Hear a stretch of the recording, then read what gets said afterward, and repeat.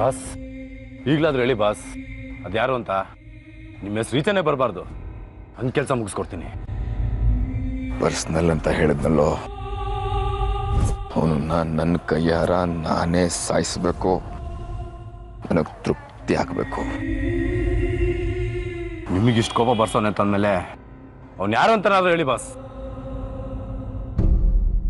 ಆದಿತ್ಯ ಆದಿತ್ಯ ಆದಿತ್ಯ. ಯಾವ ಆದಿತ್ಯ ಬಾಸ್? ನಿಮ್ಮ ಬಾಮಾದಿ ಆದಿತ್ಯನಾ? ಅವನೇ. ಬೇಡ ಬಾಸ್, ಇವಾಗ ನೀವೇನಾದ್ರೂ ಅವನ್ನ ಸಾಯಿಸೋದಕ್ಕೆ ಹೋದ್ರೆ ನೀವೇ ಅಂದರ ಆಗ್ಬಿಡ್ತೀರಾ. ಆಮೇಲೆ ಅದಕ್ಕೆ ಗತಿ ಏನು ಬಾಸ್? ಪಾಪ ಏನೂ ಆಗಲ್ಲ ಬಿಡಲ್ಲೋ. ನನ್ನ ಹೆಂಡತಿ ಅಣ್ಣ ಅನ್ನೋ ಕಾರಣಕ್ಕೆ ಅವನಿಗೆ ಇಷ್ಟು ದಿವಸ ಪ್ರಾಣ ಭಿಕ್ಷೆ ಕೊಟ್ಟಿದ್ದ ತಪ್ಪಿಗೆ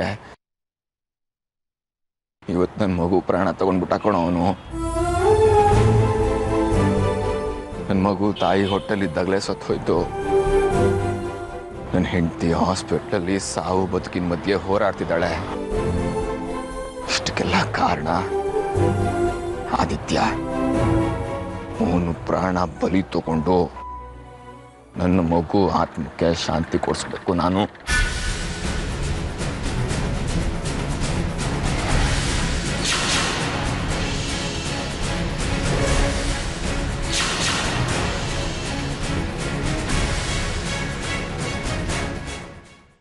ಮಿಸ್ಟರ್ ಸೂರ್ಯ ಅವರೇ,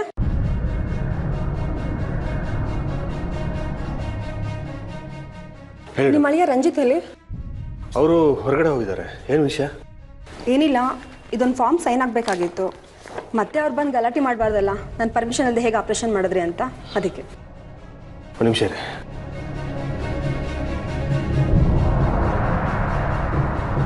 ಈ ಸಮಯದಲ್ಲಿ ಈ ನಂಬರ್ ಅನ್ನು ಸಂಪರ್ಕಿಸಲು ಸಾಧ್ಯವಿಲ್ಲ. ಫೋನ್ ನಾಟ್ ರೀಚಬಲ್ ಬರ್ತಿದೆ. ನಾನು ಆಪರೇಷನ್ಗೆಲ್ಲ ಸಿದ್ಧತೆ ಮಾಡ್ಕೊಂಡ್ಬಿಟ್ಟಿದ್ದೀನಿ. ಲೇಟ್ ಆದರೆ ಪೇಷಂಟ್ಗೆ ತೊಂದರೆ ಆಗುತ್ತೆ. ನಾನು ಸಾಕ್ಷಿ ತಂದೆ, ನಾನು ಸೈನ್ ಮಾಡ್ಬೋದಾ? ಖಂಡಿತವಾಗ್ಲೂ ಮಾಡ್ಬೋದು. ಕೊಡಿ.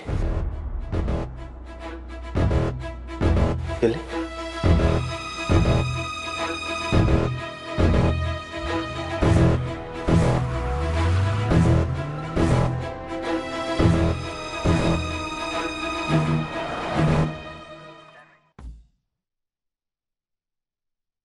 ಸೂರ್ಯರೇ, ಏನಾಯ್ತು? ಏನಿಲ್ಲ, ರಂಜಿತ್ ಇಲ್ಲೇ ಬರ್ತೀನಿ ಅಂತ ಹೋದ್ರು. ಫೋನ್ ಮಾಡಿದ್ರೆ ನಾಟ್ ರೀಚಬಲ್ ಬರ್ತಾ ಇದೆ. ಎಲ್ಲಿಗೆ ಹೋದ್ರು ಅಂತ ಗೊತ್ತಾಗ್ತಾ ಇಲ್ಲ.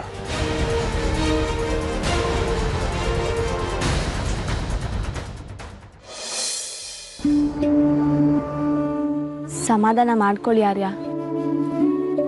ಸಾಕ್ಷಿ ಅವ್ರು ಹುಷಾರಾಗಿ ಮನೆಗೆ ಬಂದೇ ಬರ್ತಾರೆ. ಆ ದೇವರು ಖಂಡಿತ ಸಾಕ್ಷಿಯವ್ರನ್ನ ಕಾಪಾಡ್ತಾನೆ. ದೇವ್ರು ನಿನಗೆ ನಿಜವಾಗ್ಲೂ ಆ ದೇವ್ರಿದ್ದಾನೆ ಅಂತ ನಂಬ್ತೀಯ ಸ್ವಾತಿ? ಖಂಡಿತ ದೇವ್ರಿದ್ದಾನೆ ಆರ್ಯ. ಆ ನಂಬಿಕೆ ಅನ್ನೋ ಆತ್ಮನೇ ನಮ್ಮ ಜೀವ ಆಗಿರ್ಬೇಕಾದ್ರೆ ಆ ನಂಬಿಕೆ ದೇವ್ರು ಯಾಕಾಗಬಾರ್ದು? ಆ ನಂಬಿಕೆ ನನಗಿಲ್ಲ. ನಿಜವಾಗ್ಲೂ ದೇವ್ರು ಅನ್ನೋದಿದ್ದಿದ್ರೆ ಪೂಜೆ ಮುಗಿಸ್ಕೊಂಡು ಆಚೆ ಬರಬೇಕಾದ್ರೆ ಸಾಕ್ಷಿಗಾಗೋ ಆಕ್ಸಿಡೆಂಟ್ನ ತಪ್ಪಿಸ್ಬೋದಿತ್ತಲ್ವಾ? ಅಲ್ಲ ಆರ್ಯ, ಮನುಷ್ಯರು ಮಾಡೋ ತಪ್ಪಿಗೆ ದೇವ್ರನ್ಯಾಕೆ ಬ್ಲೇಮ್ ಮಾಡ್ತೀರಾ? ದೇವ್ರಿದ್ದಾನೆ ನಿಜ, ಆದರೆ ಎಲ್ಲ ಕಡೆ ದೇವ್ರು ಬಂದು ನಮ್ಮನ್ನ ಕಾಪಾಡೋಕ್ಕಾಗಲ್ಲ ಅಲ್ವಾ? ನಮ್ಮ ಎಚ್ಚರಿಕೆಯಲ್ಲಿ ನಾವು ಇರಬೇಕು ಅಲ್ವಾ ಆರ್ಯ? ನಿಜ ಸ್ವಾತಿ, ಆದರೆ ಸಾಕ್ಷಿ ಏನು ಮಾಡಿದ್ಲು ಅಂತ ಈ ಶಿಕ್ಷೆ ಅಲ್ಲ ಆರ್ಯ. ಯಾವ್ಯಾವ ಟೈಮಲ್ಲಿ ಏನೇನಾಗಬೇಕೋ ಹಾಗೆ ಆಗೋದು. ನಾವು ಅಂದ್ಕೊಂಡಾಗ ಏನೂ ಆಗಲ್ಲ. ಇಲ್ಲ ಸ್ವಾತಿ, ಆ ದೇವ್ರಿದ್ದಾನೆ ಅಂತ ನಂಗೆ ಅನ್ನಿಸ್ತಿಲ್ಲ. ಸರಿ, ಸಾಕ್ಷಿ ತನಗೆ ಗೊತ್ತಿಲ್ಲದ ತಪ್ಪು ಮಾಡಿರಬಹುದು, ಅದಕ್ಕೆ ದೇವರ ಶಿಕ್ಷೆನೂ ಕೊಟ್ಟಿರ್ಬೋದು.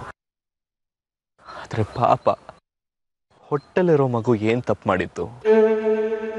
ಅದು ಕಣ್ಣು ಬಿಡೋಕ್ಕಿಂತ ಮುಂಚೆನ ಆ ದೇವ್ರ ಅದ್ರ ಪ್ರಾಣನ ಕಿತ್ಕೊಂಡ್ಬಿಟ್ಟ. ಆ ದೇವ್ರು ಅನ್ನೋದು ಅರ್ಥ ಇಲ್ದಿರೋ ಪದ. ಹಾಗೆ ಸಂಬಂಧ, ವಿಶ್ವಾಸ, ಪ್ರೀತಿ ಕೂಡ ಇದು ಯಾವುದಕ್ಕೂ ಅರ್ಥ ಇಲ್ಲ ಕಣೆ. ಯಾಕಾಗಿ ಮಾತಾಡ್ತಿದ್ದೀರಾ ಆರ್ಯ? ಇನ್ನು ಹೇಗೆ ಮಾತಾಡ್ಲಿ ಸ್ವಾತಿ? ಸಾಕ್ಷಿ ಆದಿತ್ಯನ ಮೇಲೆ ಪ್ರಾಣನೇ ಇಟ್ಕೊಂಡಿದ್ಲು, ಆದ್ರೆ ಅವನು ಅವಮಾನದ ಮೇಲೆ ಅವಮಾನ ಮಾಡಿ ಸೂಸೈಡ್ ಮಾಡ್ಕೊಳ್ಳೋ ಮಟ್ಟಕ್ಕೆ ಹೋಗಿದ್ಲು ಅವಳು. ಆದ್ರೆ ಅದ್ಯಾವುದನ್ನು ಮನಸ್ಸಲ್ಲಿ ಇಟ್ಕೊಳ್ದೆ ಅಣ್ಣ ಅಂತ ಜೀವ ಬಿಡ್ತಿದ್ಲು.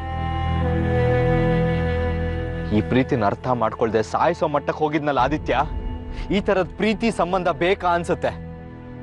ಯಾರೋ ಒಬ್ರು ಹಾಗೆ ಮಾಡಿದ್ರು ಅಂದ್ ಮಾತ್ರಕ್ಕೆ ಸಂಬಂಧಗಳಿಗೆ ಅರ್ಥನೇ ಇಲ್ಲ ಅಂತ ಮಾತಾಡೋದು ತಪ್ಪಲ್ವಾ ಆರ್ಯ? ನನಗೆ ಯಾವ್ದು ಸರಿ ಯಾವ್ದು ತಪ್ಪು ಒಂದೂ ಅರ್ಥ ಆಗ್ತಿಲ್ಲ. ಕಂಟ್ರೋಲ್ ಯುವರ್ ಸೆಲ್ಫ್ ಆರ್ಯ. ಹೇಗೆ ಕಂಟ್ರೋಲ್ ಮಾಡ್ಕೊಳ್ಳಿ ಸ್ವಾತಿ? ಅಲ್ಲಿ ಸಾಕ್ಷಿ ಪರಿಸ್ಥಿತಿ ನೋಡಕ್ಕಾಗ್ತಿಲ್ಲ, ಇಲ್ಲಿ ರಂಜಿತ್ನ ಫೇಸ್ ಮಾಡಕ್ಕಾಗ್ತಿಲ್ಲ. ಪಾಪ ರಂಜಿತ್ ಎಲ್ರೂ ಚೆನ್ನಾಗಿರ್ಲಿ ಅಂತ ಪೂಜೆ ಸಂಕಲ್ಪ ಮಾಡ್ಕೊಂಡಿದ್ರು. ಆದ್ರೆ ಪೂಜದ ಫಲ? ರಂಜಿತ್ ಪೂಜೆನ ಕ್ಯಾನ್ಸಲ್ ಮಾಡ್ತೀನಿ ಅಂತ ಹೇಳ್ತಿದ್ರು. ನಾವೆಲ್ಲರೂ ಸೇರ್ಕೊಂಡು ಪೂಜೆ ಕ್ಯಾನ್ಸಲ್ ಮಾಡಬೇಡಿ ಅಂತ ಹೇಳಿದ್ವಿ. ಪಾಪ ನಮ್ಮ ಒತ್ತಾಯಕ್ಕೆ ಅವ್ರ ಪೂಜೆನ ಇಟ್ಕೊಂಡ್ರು. ಆದ್ರೆ ದೇವಸ್ಥಾನ ಮುಂದೆನೆ ಹೀಗಾಗುತ್ತೆ ಅಂದ್ರೆ ಒಂದು ಅರ್ಥ ಆಗಲ್ಲ. ಜೀವನನೇ ಬೇಡ ಅನ್ನಿಸ್ತಿದೆ.